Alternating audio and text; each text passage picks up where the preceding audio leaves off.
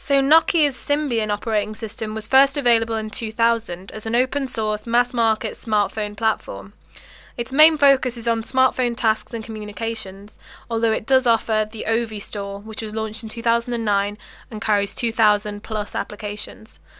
It is currently the market leader worldwide because of its very strong presence outside of the US and the length of time it has been around for. However, many of Symbian's original handset makers have now migrated to Android, leaving Nokia as its sole supporter currently. Nokia plans to shift Symbian from the top 10% of its 90 to 100 million handsets shipped each quarter to the majority of the mid-range models, vastly increasing the operating system's support. In 2009, its approximate market share was 50.3%. BlackBerry's Research in Motion operating system is a proprietary closed end-to-end system, which appears only on Research in Motion devices. It emerged in 2002 and is currently market leader in the enterprise segment. However, it has a weak presence in the consumer segment, with only 2,000 plus applications in its app store. And its user interface is not as sleek and exciting as those of other operating systems.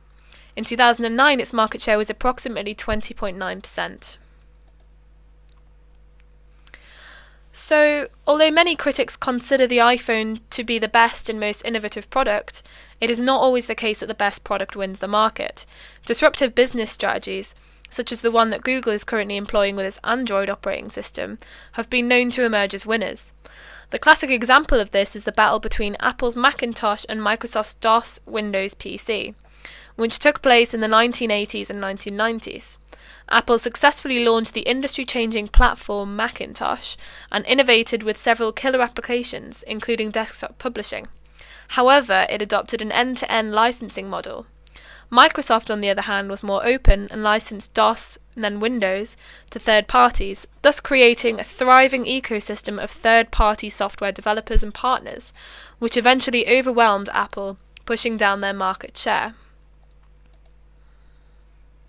In terms of the current operating system's battle on mobile, iPhone is to Android, Symbian, and to some extent Windows Mobile, as Macintosh was to DOS and later Windows PC. Although iPhone has a thriving app store, its end-to-end licensing model could potentially limit the growth of its supporting ecosystem, whilst the other open-source operating systems, Android in particular, could thrive. Although these operating systems must have comparable technologies and offer the consumer similar propositions in order to stay competitive, it is the ecosystem which is the source of differentiation. Applications provide a valuable means of creating such an ecosystem, although they are not the only means. Third-party application developers look for market size and accessibility, career opportunities, and creative freedom. Android offers a larger range of consumers to be reached through different devices, an open-source project in its infancy, a well-prepared software development kit, and more development freedom. From this perspective, it is far more appealing to developers. This could set off a positive feedback loop, or two-sided network effect, as developers produce more apps, making the platform more attractive for consumers, and in turn more attractive to device manufacturers. Currently, many device manufacturers are being very cautious in terms of committing themselves to an operating system, as they don't want to build a product strategy on the wrong foundation. However, if a positive feedback loop occurs, it is likely that the accompanying operating system will create a bandwagon effect and will emerge as a dominant platform.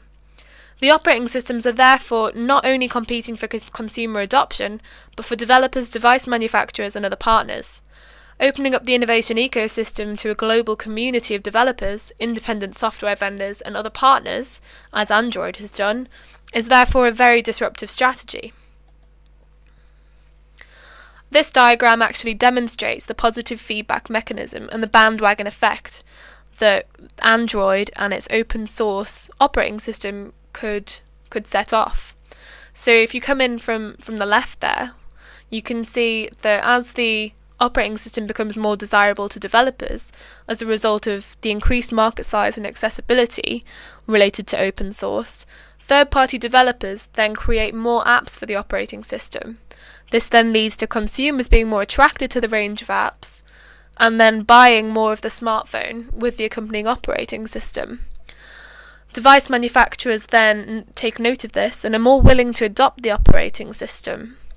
As device manufacturers do this, the operating system becomes more widespread across a range of devices, therefore taking us back to increased market size and accessibility, starting off the feedback loop again. This process is then self-sustaining, so Android is likely to enter into this feedback loop. Okay, so it's been established that this current state of innovations and change within the mobile phone industry is because of the ongoing convergence of functionalities between the mobile and the PC. Devices continually seem to be emerging that are keen on bridging this gap, such as netbooks, tablet PCs, and the iPad, etc. Hence, it is not uncommon to find the functionality that was previously exclusive to one domain now idiosyncratic of another. For example, voice on laptop, Skype, or internet browsing on mobile phones. Hence, in this converged environment, now characteristic of the smartphone ecosystem, long-term survivors will have to keep tabs on development in both PC and mobile markets. So let's have a look at how the key players are equipping themselves to face this future. So Apple, by unleashing the iPhone onto the world and subsequently revolutionising touchscreen smartphones, got developers to lay the base for their mobile ecosystem. Being pioneers in the computing world as well, Apple plans to lead the convergence of devices through its third category devices, neither a PC nor mobile, such as the iPad. Microsoft has initiated the Live Anywhere in order to bring the Xbox Live online gaming and entertainment network across their wide-ranging devices and platforms. Therefore, a future Windows 7 phone can establish over-the-air links with, say, the Xbox or Zune.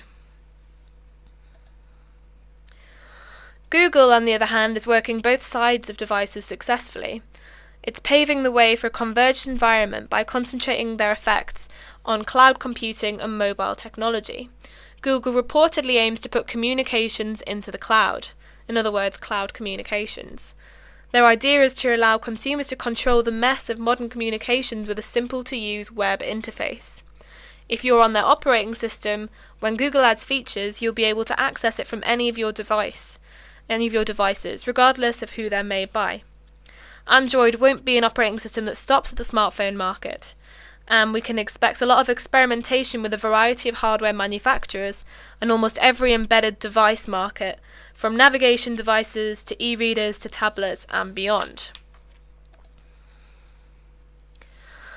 Nokia in February 2010 announced a partnership with computing world celebrities Intel, the two companies are merging their Linux-based operating systems into one package called MeeGo, which is a combination of Intel's Moblin and Nokia's MeeMo operating systems. This new platform will support multiple hardware architectures across the broadest range of device segments, including pocketable mobile computers, netbooks, tablets, media phones, connected TVs, and in-vehicle infotainment systems. So, the future outlook looks a bit like this. Although there will be no outright winner in 2010, Gartner predicts that by 2012, Symbian will have approximately 38% of the market, Android will have approximately 14.5%, iPhone 13.7%, and Windows Mobile 12.8%, and then BlackBerry with 12.5%. So to sum up, the smartphone operating system and the supporting app software will be the key differentiator for the success of any smartphone. Mobile web is going to be the next big factor, apart from apps, in providing a uniform, seamless and richer user experience. So, although this may in turn dilute the App Store business model, it could also lead to lesser differentiation and therefore consolidation mechanisms, leading to a more consolidated smartphone market. In this case, it will be exciting to see which operating system outsmarts the other. We predict that Android is well positioned to become the dominant standard in operating systems, although iPhone is likely to persevere alongside. Thank you for listening.